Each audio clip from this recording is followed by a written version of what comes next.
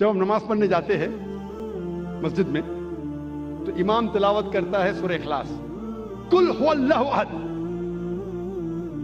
کہو کہ اللہ ایک ہے۔ ہر مسلمان جو مسجد میں نماز پڑھنے آتا ہے، میں آپ سے پوچھنا چاہتا ہوں وہ کتنے اللہ میں مانتا ہے؟ جو مسلمان مسجد میں نماز پڑھنے آتا ہے کتنے اللہ میں مانتا ہے؟ ایک میں۔ ایک بھی مسلمان نے جو دو اللہ میں مانتا ہے، تو یہ قاری صاحب کس کو بول رہے ہیں؟ اللہ کیا کہہ رہا ہے ہم سے؟ اللہ کہہ رہا ہے کل، کہو، کل ہو اللہ احد، کہو کہ اللہ ایک ہے۔ کن سے؟ مسلمانوں سے نہیں، وہ لوگوں سے جو لوگ ایک اللہ میں نہیں مانتے۔ ہم نماز تو پڑھتے ہیں سورہ اخلاص، ماشاءاللہ قرآن کا 1/3 حصہ، باہر نکلتے کتنے لوگ غیر مسلمان سے کہتے ہیں کہ اللہ ایک ہے۔ اتنا بڑا مجمع ہے، کروڑوں لوگ اس تقریر کو لائیو دیکھ رہے ہیں۔ میں پوچھنا چاہتا ہوں کہ اپنی زندگی میں آپ نے کتنی بار سورہ اخلاص کی تلاوت کی ہوں گی؟ کتنے بار؟ کتنے بار؟ کتنے بار؟ کتنے بار؟ ہاں بے شمار۔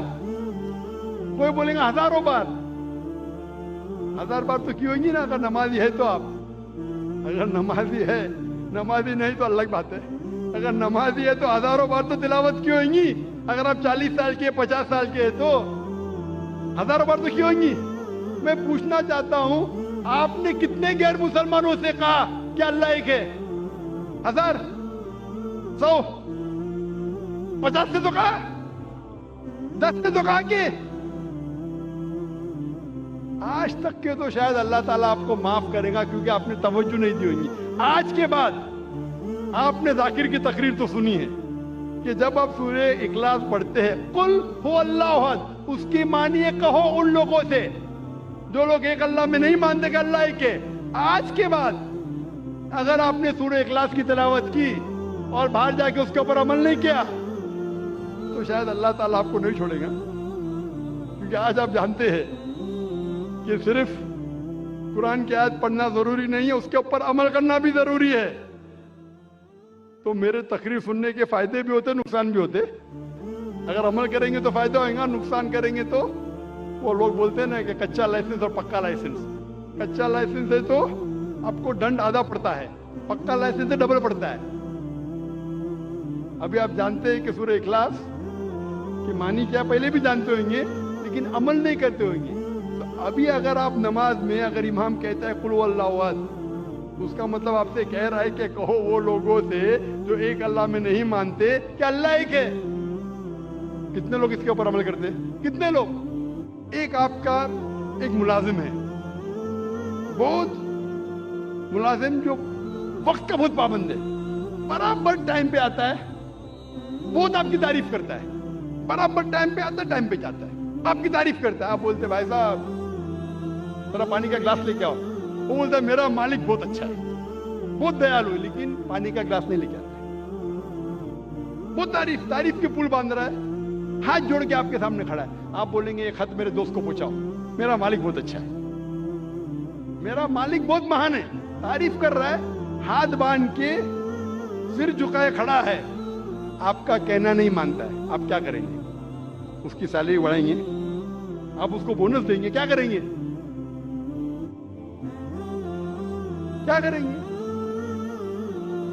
اسی طریقے سے افسوس کی بات ہے، اکثر ہم کہتے ہیں کہ اللہ سے محبت کرتے ہیں، کہتے ہیں تعریف کرتے، اللہ اکبر، تعریف تو بہت کرتے ہیں، لیکن کیا اللہ کا کہنا مانتے؟ عبادت کا مطلب بندگی، اللہ جو حکم دے رہا ہے ہمیں اس کے اوپر عمل کرنے کو کہتے ہیں بندگی۔ وہ تو اللہ کے رسول کی حدیث ہے، اسی لیے ہم مسلمان بچ گئے۔ اللہ کے رسول فرماتے ہیں کہ وہ اللہ کی رحمت کے بنا کوئی بھی انسان جنت میں نہیں جا سکتا، صرف عمل پہ۔ اگر ہمارے اعمال کے ذریعے ہم صرف جنت میں جائیں گے تو ایک بھی انسان دنیا میں جنت میں نہیں جائے گا۔ ایک صحابہ اللہ کے رسول سے پوچھتے یا اللہ کے رسول کیا آپ بھی؟ تو وہ کہتے ہاں میں بھی. جب اللہ کے رسول جو سب سے بہترین انسان ہے, سب سے بہترین مثال ہے ہمارے لیے, وہ اللہ کے رحمت کے بنا جب نہیں جا سکیں تو ہم کیا ہے؟ اسی لیے اللہ کی رحمت ہے, وہ رحمان اور رحیم, اس لیے ہم بچ گئے. تو صرف لپ سروس سے کام نہیں چلیں گے. میں ایک مثال دیتا ہوں. آپ بیمار ہوتے ہیں تو بیمار ہوتے تو کس کے پاس جاتے ہیں آپ؟ ڈاکٹر کے پاس. آسان سوال, آسان جواب, اس کے لیے کوئی ریوارڈ نہیں. آپ جاتے ڈاکٹر کے پاس, ڈاکٹر آپ کو پرسکرپشن دیتا ہے 3 بار دوا لو. صبح کو بریکفاسٹ کے بعد, ناشتے کے بعد دوا لو, دوپہر کو لنچ کے بعد دوا لو, اور رات کو ڈنر کے بعد دوا لو. آپ گھر پہ واپس آتے, صبح کو ناشتے کے بعد پرسکرپشن پڑھتے, مجھے دوا لینا ہے ناشتے کے بعد, اور بند کر لیتے. دوپہر کو پھر سے کھولتے کہ مجھے دوا لینا ہے لنچ کے بعد, پھر سے بند کر لیتے. پھر ڈنر کو پھر سے کھولتے, پھر سے پڑھتے, لیکن دوا نہیں لیتے. کیا آپ کی بیماری دور ہوگی؟ وہ ہم مسلمان کرتے, پڑھ رہے ختم قرآن, لیکن قرآن پہ عمل نہیں کر رہے. اب ڈاکٹر آپ کو پرسکرپشن دے گا. اللہ سبحانہ و تعالیٰ سارے ڈاکٹروں سے اونچا ہے, وہ ہمارا خالق ہے, ہمارا رب ہے. ہم اس کا پرسکرپشن قرآن مجید, یہ ساری انسانیت کے لیے اللہ سبحانہ و تعالیٰ کا سب سے آخری پرسکرپشن ہے. کیونکہ میں ڈاکٹر ہوں, میں میڈیکل لینگویج میں بات کر رہا ہوں. کون مجھے فتوے مت لگانا بھائی, میں اردو زبان میں کمزور ہوں. بولیں گے ذاکر بھائی کہتے ہیں پرسکرپشن ہے. یہ اللہ سبحانہ و تعالیٰ کا, ہمارے خالق, ہمارے مالک کا پرسکرپشن ہے, آخری پرسکرپشن ہے سارے انسانوں کے لیے. اس کو پڑھو, اس کے اوپر عمل کرو, انشاءاللہ آپ ہدایت پائیں گے.